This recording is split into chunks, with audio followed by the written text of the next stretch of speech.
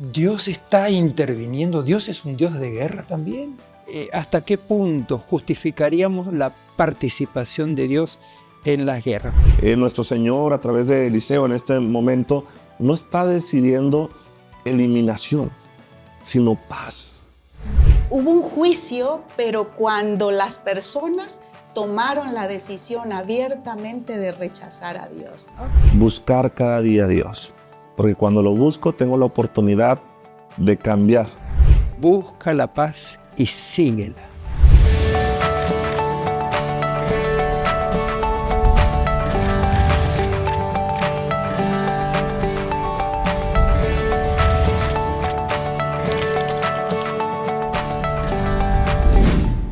Me da mucho gusto saludarlos y darles la bienvenida a esta escuela sabática universitaria. En este caso, para estudiar la lección número 5, que lleva por título Dios pelea por ustedes. En esta ocasión me acompaña un grupo de amigos que voy a pedir que se presenten a continuación, no sin antes darles una pregunta. También es para ustedes. ¿Qué imagen tienes de Dios? ¿La de un guerrero o la de un pacificador? Hola, ¿qué tal? Soy Lorena de Girarte, trabajo aquí en la universidad en la unidad de educación en línea. Y bueno, la imagen que tengo de Dios son ambas figuras. Lo he experimentado como un guerrero, pero también como un pacificador. Muy bien, mi nombre es Rogelio Facio, soy pastor de la iglesia universitaria, asociado en el departamento de evangelismo. Y yo creo que nuestro Dios, sin duda alguna, es un pacificador. Mi nombre es Yorlin Castañeda y formo parte del equipo de UMTV y concuerdo con la maestra Lorena. Yo veo a un Dios guerrero, pero pacificador. Y yo soy Jorge Hilt, trabajo como catedrático en la Facultad de Educación y también veo a Dios como un pacificador. Me gusta esa imagen de Dios haciendo la paz. Vamos a tener un momento de oración a continuación y para eso, Lorena, ¿nos puedes guiar? Claro. Vamos a orar. Nuestro buen Padre que moras en el cielo, alabamos tu nombre, agradeciéndote por tu amor y tu misericordia, y te invitamos para que nos acompañes aquí en el estudio, dirijas nuestros pensamientos y también nuestra conversación.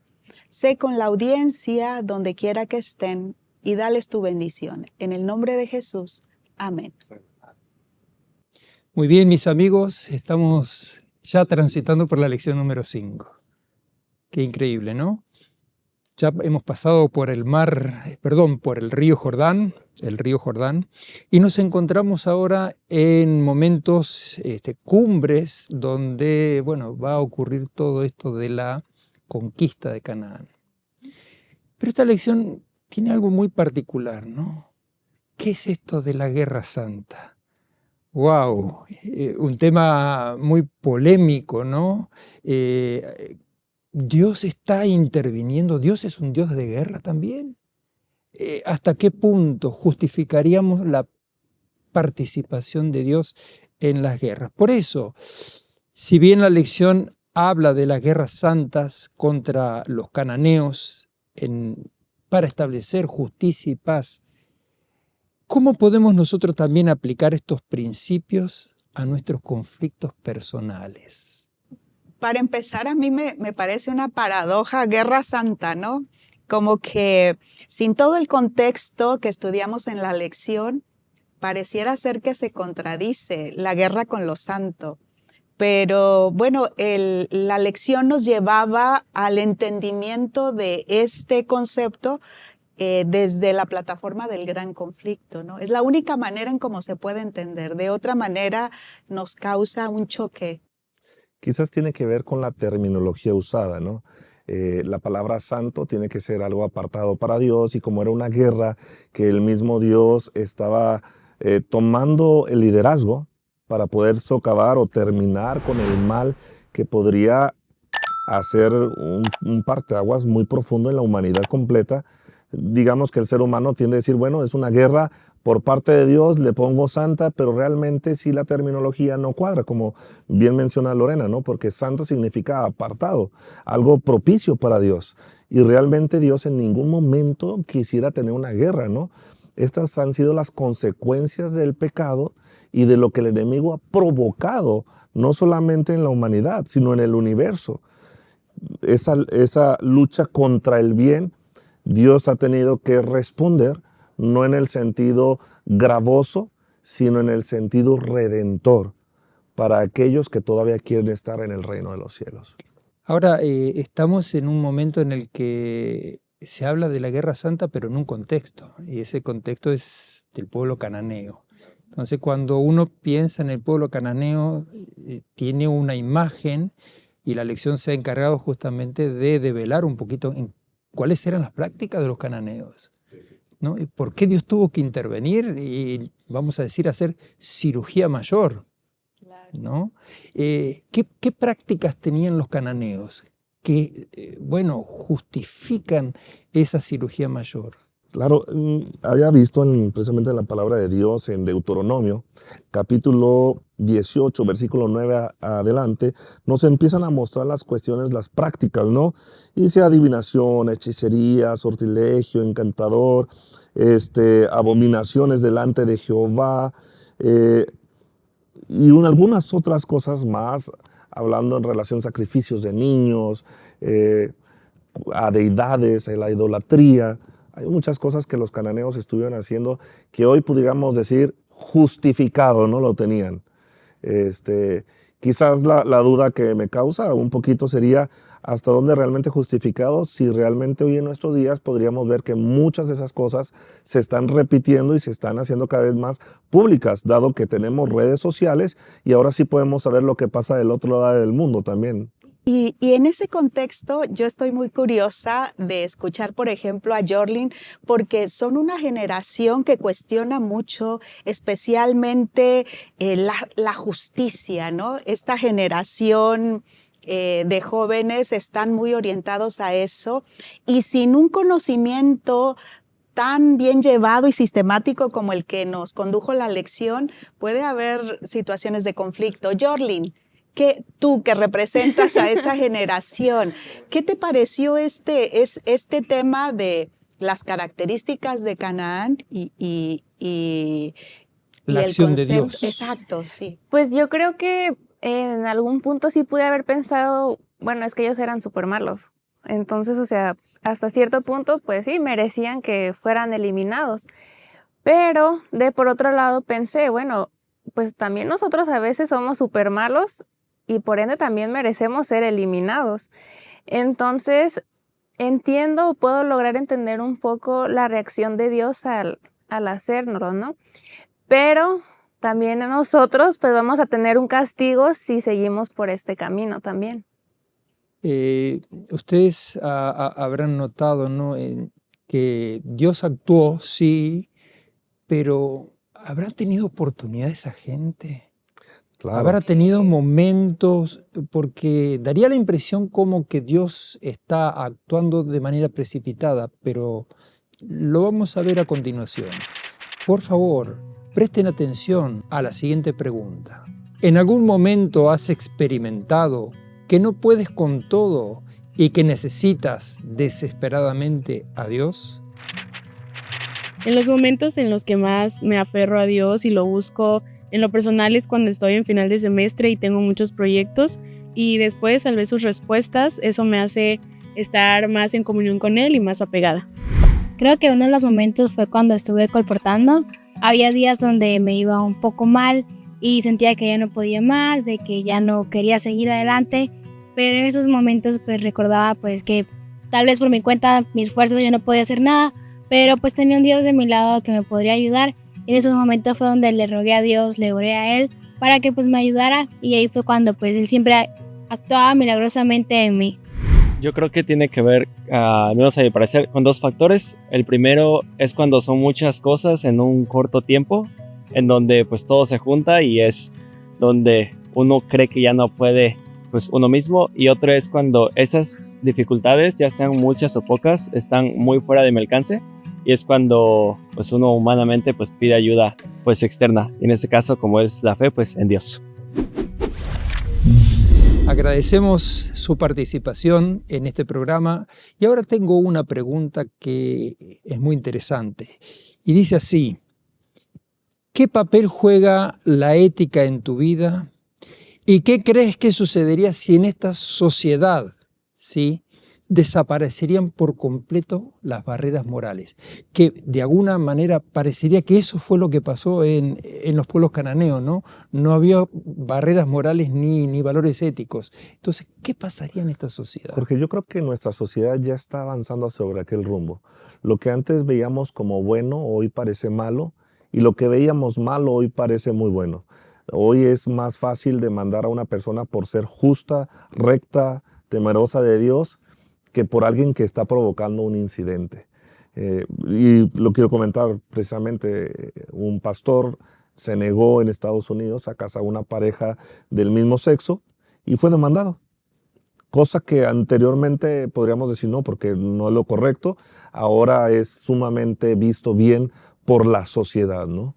Y Jorlin, que anda en el mundo de la comunicación y demás, Jorlin, ¿será que estamos naturalizando mucho el pecado? ¿Será que estamos naturalizando mucho la perversión a través de lo que vemos?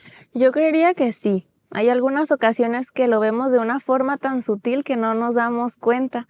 Entonces, al no darnos cuenta, pues lo vemos como normal.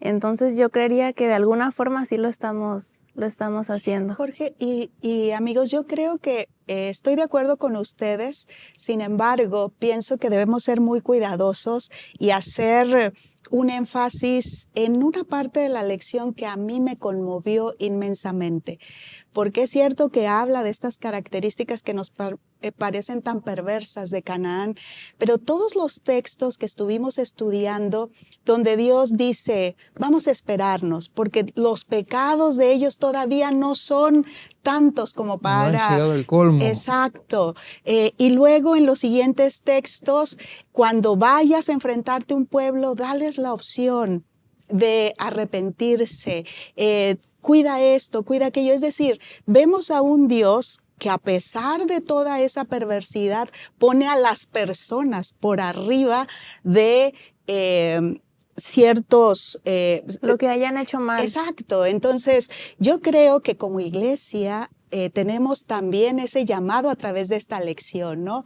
Ese amor tan inmenso, ese amor, esa paciencia, y que a pesar del concepto de la guerra, hubo oportunidades, hubo amor, hubo un juicio, pero cuando las personas tomaron la decisión abiertamente de rechazar a Dios, ¿no? Lorena, creo que lo que mencionas realmente está sucediendo hoy, o al menos es lo que Dios esperaría. En aquel entonces, para los cananeos, Dios dio un tiempo de gracia donde los patriarcas eran los que tenían que manifestar ese amor de Dios, ese mensaje redentor, ¿verdad? Para que cambiaran sus prácticas.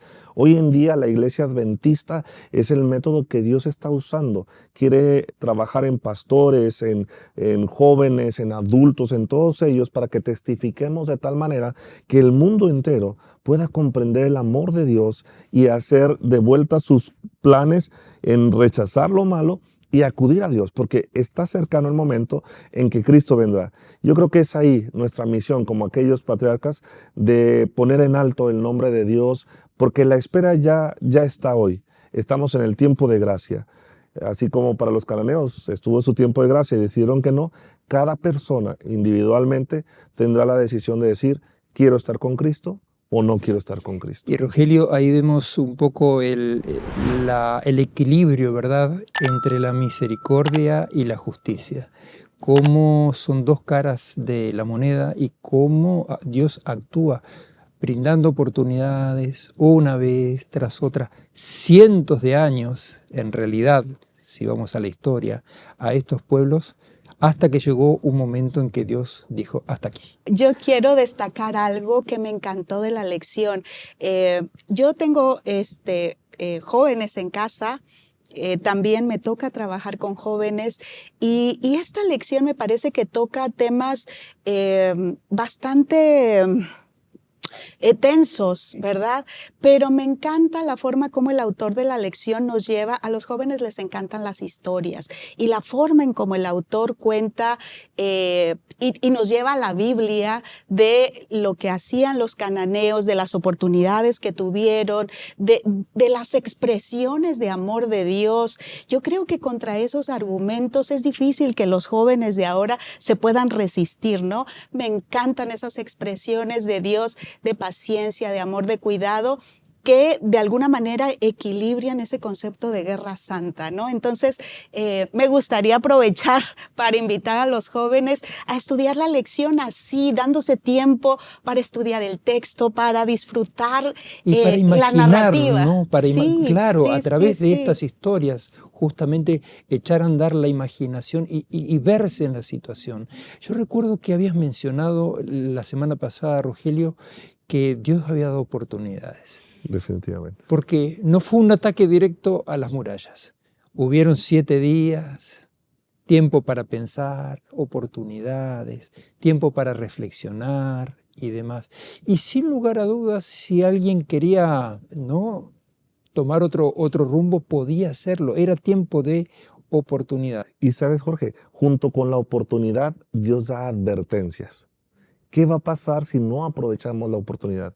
Y también deberíamos reflexionar en esa parte, ¿no? Hoy en día hay oportunidades que Dios nos está dando. La gracia, la puerta de su gracia está abierta. Pero ¿qué va a pasar si rechazamos esa oportunidad? También sabemos. La gracia se También cerrará sabemos qué pasará. y de pronto sería injusto decir, ay, qué Dios tan malo que hoy viene y no me va a permitir seguir haciendo mi vida a mi manera. Pero realmente Dios ya ha estado obrando y hablando a nuestras vidas para que nuestras vidas puedan estar en armonía donde nosotros queremos estar, en el reino de los cielos. Y me gusta también, Lorena, que la lección pone justamente el justo equilibrio, ¿no? Porque a veces en estas lecciones, como Josué, podemos llegar a pensar, bueno, es un Dios guerrero, un Dios castigador, y podemos llegar a tener miedo de Dios. Pero aquí también se ve un Dios de misericordia. Tenemos a continuación la opinión de un experto, y ese experto que va a estar con nosotros a continuación tiene una pregunta que es la siguiente. ¿Qué implicaciones teológicas tiene el hecho de que Dios intervenga directamente en las batallas del pueblo? Cuando vemos las guerras en el Antiguo Testamento, vemos a un Dios justo, misericordioso y lleno de gracia y amor. Dios es lento para la ira. Él dio un tiempo de gracia a todas las naciones impías para que pudieran llegar a familiarizarse con Él y con su carácter. De acuerdo con la luz dada, fue su condenación porque rehusaron recibir la luz y eligieron sus propios caminos antes que los caminos de Dios. Ellos ejercieron su libre albedrío, con lo que todo ser humano ha sido dotado por parte de Dios. Los descendientes de esas naciones paganas heredaron el carácter rebelde de sus padres y se portaron peor aún que ellos. Dios era el que intervenía en todas las batallas, y esto es muy importante que nosotros tengamos en cuenta, porque los israelitas no estaban preparados para una batalla. En el antiguo Israel, Dios no permitió un ejército profesional. Cuando David quiso censar al pueblo para ver cuántos soldados tenía, hubo una mortandad de 70,000 personas. Los soldados en el tiempo de Josué no recibían un sueldo. Eran voluntarios que sencillamente obedecían un llamado a la voz de Josué. Las guerras eran solo la conquista de la tierra que poseían las naciones paganas que habían rechazado la gracia de Dios. En resumen, la guerra se limitaba a situaciones específicas. Las guerras eran definidas por Dios y además representaban desviación de la trayectoria de la paz de Dios. En conclusión, debemos subrayar que Dios es santo, Dios es justo, es Dios quien creó a seres humanos libres, pero Dios es amor. En estabilidad para la paz, Dios hace que el pueblo avance en la conquista de la tierra. En lecciones pasadas habíamos identificado a Jesús como el príncipe de los ejércitos, pero también Isaías menciona que Jesús es el príncipe de paz. ¿Cómo compatibilizamos, verdad, estas dos imágenes de guerrero con el príncipe de la paz? ¿No? ¿Cómo no? Parece una contradicción, ¿no? Como mencionábamos hace un rato. Es algo interesante, Jorge. Mira, normalmente en una batalla no tienes misericordia del enemigo. Sin embargo, en Segunda de Reyes, capítulo 6, versículo 22, precisamente Eliseo forma esa parte mesiánica de Cristo, como Él tiene piedad de las personas, ¿no? Y en el momento de esa situación, dice, no los matéis. ¿Matarías tú a los que tomaste cautivos con tu espada o con tu arco? Pon delante de ellos pan y agua para que coman y beban y vuelvan a sus señores. ¿Te das cuenta? Realmente nuestro Señor, a través de Eliseo en este momento, no está decidiendo eliminación, sino paz. Y podemos ver que ya posteriormente ya no volvían a regresar esos pueblos, es el pueblo cananeo, para la invasión, ¿no? Porque realmente nuestro Dios es un Dios de paz. En ese contexto cabe el título que podemos decirle príncipe de paz. A mí me dio mucha luz también el comentario, o mejor dicho, la explicación que hace la lección del objetivo de la Guerra Santa y el objetivo de las guerras que llevaban exacto, que era para ganar un territorio, para despojar a la gente de sus pertenencias. Era un objetivo muy egoísta.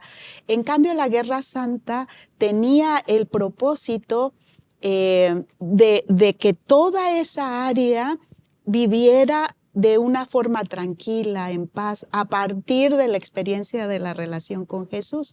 Entonces, a partir de allí, el autor comienza a decirnos cómo en toda la Escritura viene el Señor contándonos la provisión que va a hacer con la venida de Jesús, pero también cómo eso se va reflejando en la historia a través de la Biblia, ¿verdad? Digamos que la guerra era el último recurso. Exacto. Es correcto. ¿No? Y a mí me arrojó mucha luz este texto de Deuteronomio 20:10. Creo que lo tienes allí, ¿no? Sí, lo voy a Y me gustaría que leer en ustedes un también, momento. que nos están acompañando, pudieran buscar este texto, Deuteronomio capítulo 20 y versículo 10. Dice de la siguiente manera: cuando te acerques a una ciudad para combatirla, le intimarás la paz. O sea, vas a primero buscar por las buenas, ¿sí? Vas a buscar persuadirlos, por así decirlo. Y a mí me gustó mucho esta aproximación. No es el único texto, de paso, ¿no? Hay muchas referencias al respecto, que busca primero que se rindan por las buenas.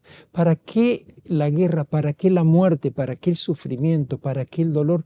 Si podemos arreglarlo por las buenas.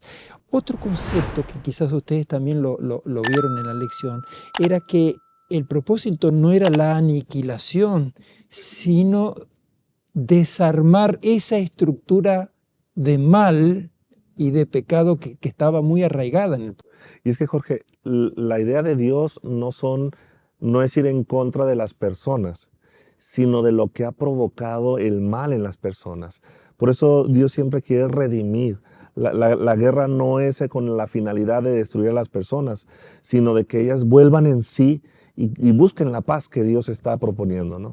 Igual a mí me llamaba la atención que la lección también mencionaba que las personas no estaban destinadas ni a recibir la protección de Dios ni a ser destruidas, sino que en ellos también estaba el decidir como a qué bando se iba, ¿no? Así Y también en nuestros días nosotros también tenemos ese poder de decisión de saber hacia qué lado nos vamos a inclinar. Sí.